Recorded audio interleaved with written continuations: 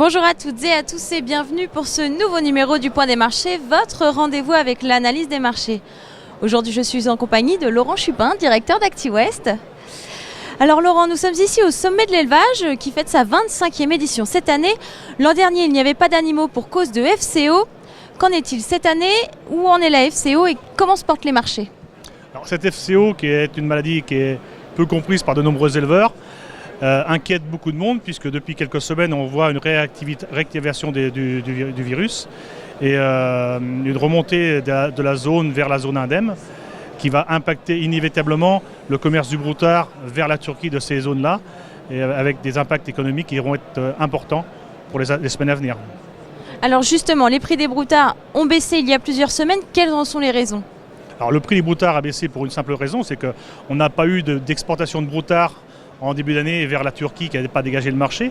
Ces broutards se sont retrouvés dans les élevages et qui vont sortir inévitablement sur l'automne. Donc c'est vrai que là on a eu une baisse des cours à l'entrée de l'automne avec une massivation, un peu plus de broutards sur cette saison-là.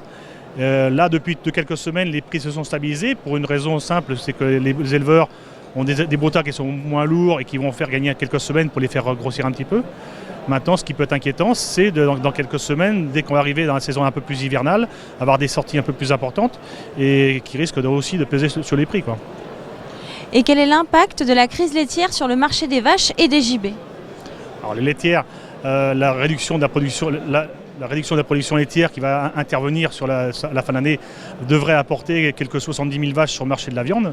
Donc avait un impact qui va être non négligeable sur le marché de la viande en globalité.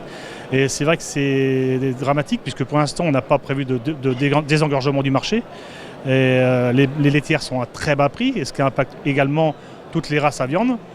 Depuis quelques semaines, les vaches charolais, toutes les bonnes vaches viandées, bien finies, auraient plutôt tendance à se tenir parce qu'on a eu moins d'apport de la part des engraisseurs spécialisés qui ont levé le pied cet été.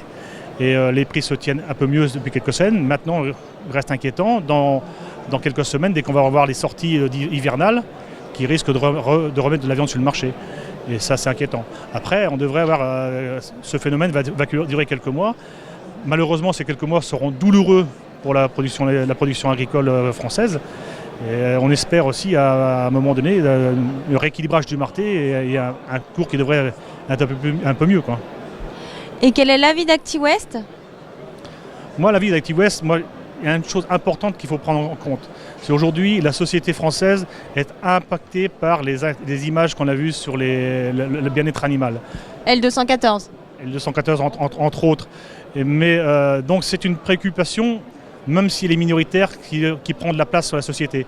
Inévitablement, il faudra que les éleveurs prennent en compte les éleveurs et la filière prennent en compte cette demande de bien-être animal, de sécurisation de la filière, avec en face une production d'animaux finis, puisque aujourd'hui ce qu'on vend aux consommateurs n'est pas spécialement toujours très tendre et toujours très qualité en goût.